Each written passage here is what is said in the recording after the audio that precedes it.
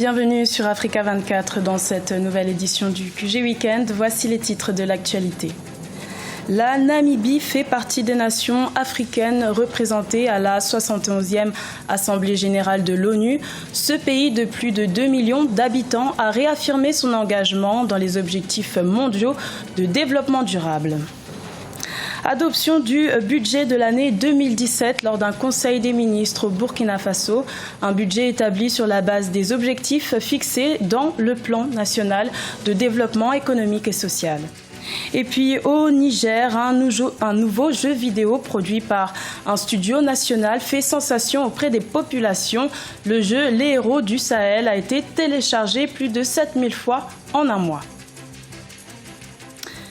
Mais tout d'abord, après l'annonce de la réélection du président Ali Bongo par la Cour constitutionnelle gabonaise sur la scène internationale, l'Union africaine a dit prendre acte du verdict.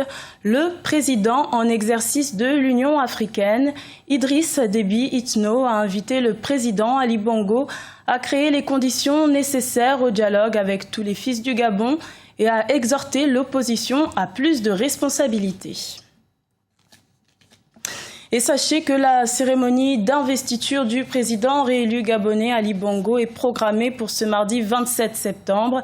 Les équipes d'Africa 24 se sont mobilisées pour cet événement et vous ferons vivre en direct du Gabon cette cérémonie avec l'ensemble de nos envoyés spéciaux.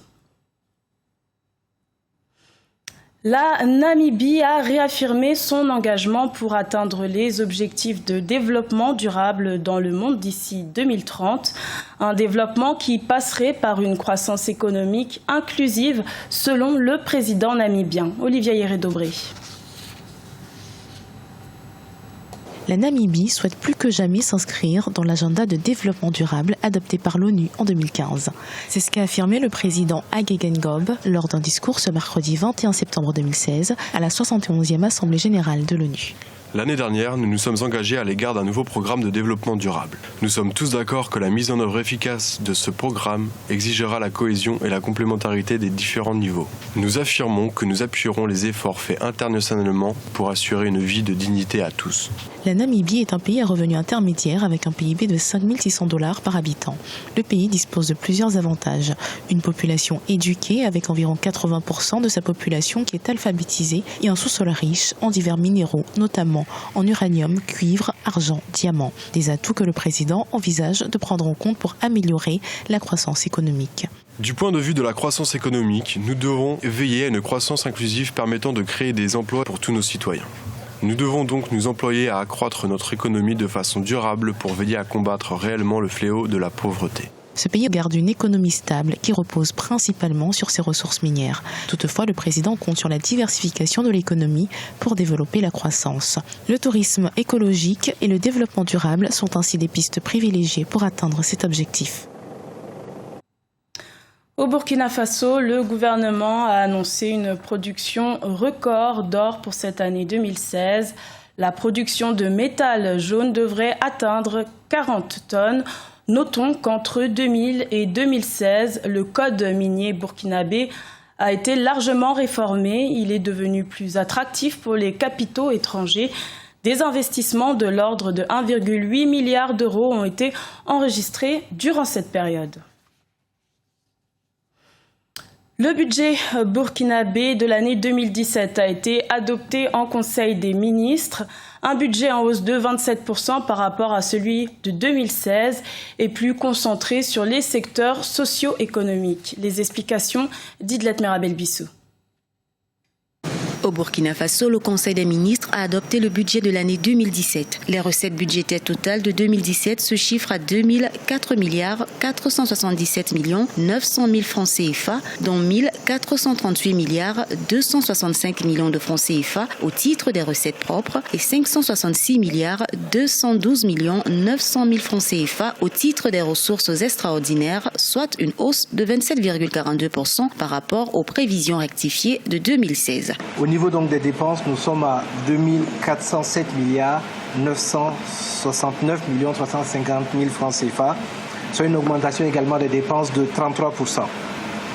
Il faut noter que les dépenses d'investissement dans ce budget-là passent d'environ 710 milliards de francs CFA à 1229 milliards de francs, quasiment donc plus de 60% d'augmentation. Les priorités du budget de l'État de l'exercice 2017 ont été définies sur la base des objectifs fixés par le Plan national de développement économique et social. Ces dernières s'articulent autour de 3 axes stratégiques, à savoir la réforme institutionnelle et la modernisation de l'administration, le développement du capital humain, la dynamisation des secteurs porteurs pour l'économie et l'emploi. Ce budget-là a été donc réglé en ce qui concerne les recettes à 1436 milliards de francs CFA et aux dépenses à 1476 milliards, soit un déficit budgétaire de 39 milliards 283 millions. La croissance du produit intérieur brut est projetée à 8,37% en 2017 contre 4% en 2015 et 5,2% attendu en 2016.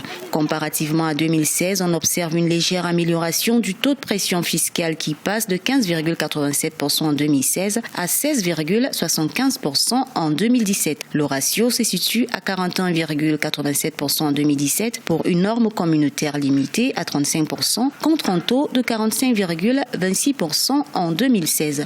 Ce niveau de ratio s'explique par l'incidence des mesures issues des conclusions du dialogue avec les partenaires sociaux. Pour 2017, le taux d'inflation projeté est de 2,1% pour une norme maximale de 3%.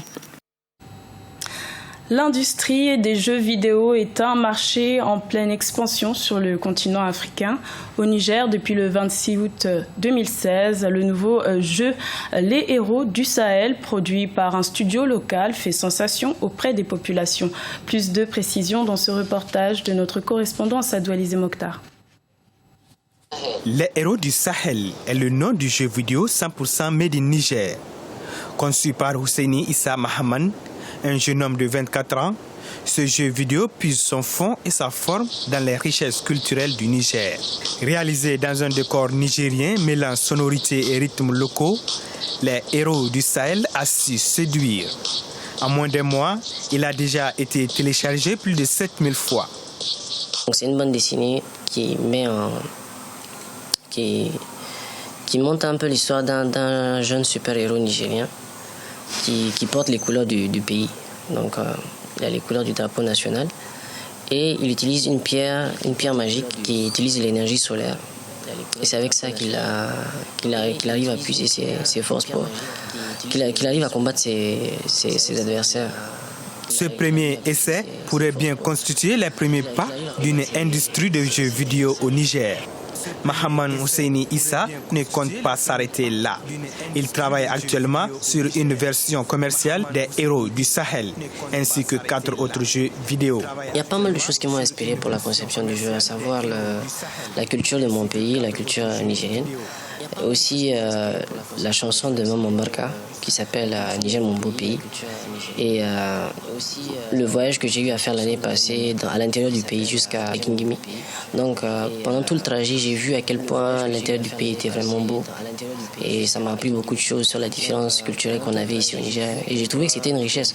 Donc pourquoi ne pas faire une bande dessinée qui peut utiliser tous ces atouts qu'on a ici au Niger et en faire un jeu vidéo. Les Héros du Sahel est conçu pour 3 types de plateformes que sont les téléphones Android, les ordinateurs et les Nintendo Wii. Le jeu est téléchargeable gratuitement sur Mediafire et sur la page Facebook de Mog Media. Ce journal a été réalisé par l'ensemble de la rédaction. Merci de votre fidélité. Retrouvez dans quelques instants une nouvelle édition de l'information sur Africa 24. Merci de votre fidélité. Retrouvez dans quelques instants une...